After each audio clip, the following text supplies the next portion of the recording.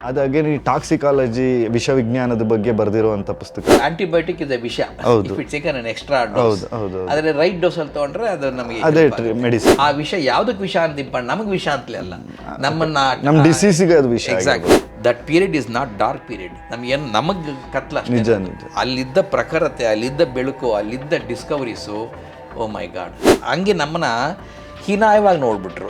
ಅವ್ರು ಹೇಳಿದ್ದನ್ನೇ ವೇದವಾಕ್ಯ ಅಂತ ನಾವು ತಗೊಂಡು ಅದೇ ರೀತಿ ನಾವು ಯೋಚನೆ ಮಾಡಿಬಿಟ್ಟಿವಿ. ಅದು ನಮ್ಮ ಪ್ರಾಡಕ್ಟ್ನೇ ತಗೊಂಡು ಲೇಬಲ್ ಮಾಡಿ ನಮಗೆ ಕೊಡೋದು.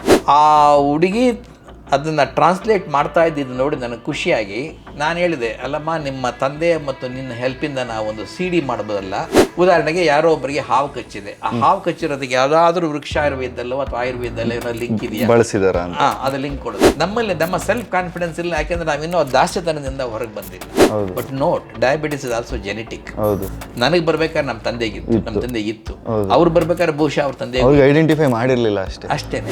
ಏನಾಯ್ತು, ಈ ಜರ್ವಾ ಜನಾಂಗ ಕಂಡ ತಕ್ಷಣ ಕಾರಲ್ಲಿ ಹೋಗೋ ಈ ಸ್ಥಿತಿವಂತರು ಅವರಿಗೆ ಬಿಸ್ಕಟ್ಗಳು ಕೊಡೋದು, ಚಾಕ್ಲೇಟ್ಸ್ ಕೊಡೋದು ಶುರು ಮಾಡಿದರು. ಬರ್ತಾ ಬರ್ತಾ ಬರ್ತಾ ಅಲ್ಲಿನ ಡಾಕ್ಟರ್ಗಳು ನೋಡ್ತಾರೆ, ಅವರಲ್ಲಿ ಡಯಾಬಿಟಿಸ್ ಜಾಸ್ತಿ ಆಗ್ತಾ ಇದೆ ಜನವಾದ.